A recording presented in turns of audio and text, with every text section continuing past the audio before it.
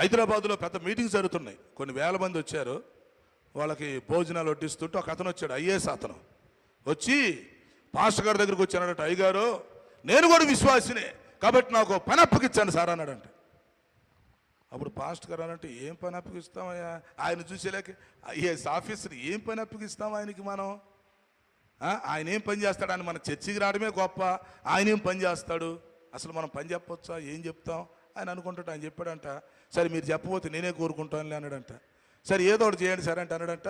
మీరందరూ భోజనం చేసి ఆ ఎంగిల్ ఇస్తర్లు మొత్తం అక్కడ పెట్టండి, నేను పడేస్తాను అన్నాడంట. దయచేసి ఆ పని మీరు ఎవరు చేయగాకండి, ఎంగిల్ ఇస్తర్ల పని నాకు అప్పగించన్నాడంట ఐఏఎస్. చర్చికి వచ్చి వెళ్ళటం కాదు, బాధ్యత అనేది కావాలండి.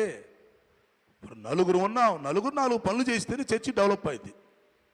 మనం 10 మంది ఉన్నాం, 10 మంది 10 పనులు చేయాలా?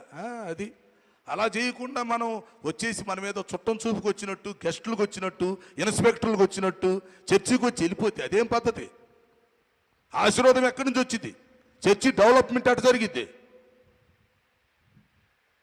కనుక అర్థం చేసుకోవాలి, ఈ స్తంభం అనేది ఎలాగైతే నిలబడి ఆ చక్కగా బరువు మోస్తుందో, ఆ బిల్డింగ్ నిలబడటానికి అది ఎలా తన బాధ్యత చేస్తుందో, మరి సంఘం నిలబడాలంటే, సంఘం అభివృద్ధి అవ్వాలంటే, నూతనాత్మతో నింపబడాలంటే, ఉద్యోగంగా ఉండాలంటే ప్రతి విశ్వాసి కూడా ఈ దేవుడిచ్చిన తలంతులను బట్టి, ఇంట్రెస్ట్ని బట్టి ఎవరి పనులు చేస్తుండాలి.